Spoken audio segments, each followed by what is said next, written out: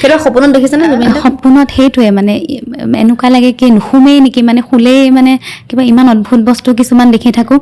আৰু এইকেইদিন কণ্টিনিউৱাছলি মই হেৰি দেখি আছোঁ, মানে আকৌ জিন্দা হৈছে, এইটো দেখিছোঁ ঢুকোৱাৰ পিছত আকৌ জিন্দা হৈছে, অকণমান টাইমৰ কাৰণে আহিছে আৰু এনেকৈ কৈছে, মই মানে একদম আপুনি আকৌ আহি গ'ল এনেকৈ বুলি ক'ম, কৈছে নাই নাই মোৰ আধৰুৱা কাম কিছুমান আছে, কৰিব লাগিব একদম মোৰ সময় নাই এনেকৈ বুলি কয়। তেওঁ দৌৰ মাৰি যায়, আকৌ কিবা এটা এক্সিডেণ্ট হৈ পিনে তেওঁ মানে মোৰ কোচতেই মানে এনেকৈ মানে আকৌ হেৰি হৈ গ'লে, আকৌ নাইকিয়া হৈ গ'ল। আৰু এদিন দেখিছোঁ এটা জেগাত আছোঁ, জেগাটো দেখিছোঁ, পিছত তেওঁ নিজে কৈছে এইটো সোণাপুৰ। তাৰপিছত মোক কৈছে চুইটি মই চব পাহৰি গৈছোঁ, মোৰ মাথাটোৱে কাম কৰা নাই, আমি ক'ত আছোঁ, কিয় আছোঁ, এনেকৈ বুলি কৈছে।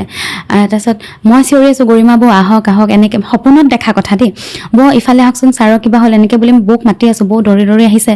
তাৰপিছত তেওঁ মই নোৱাৰিম আৰু মোৰ ভাগৰ লাগিছে এনেকৈ বুলি ক'ম, তাৰপিছত মই চক খাই সাৰ পাই গ'লোঁ।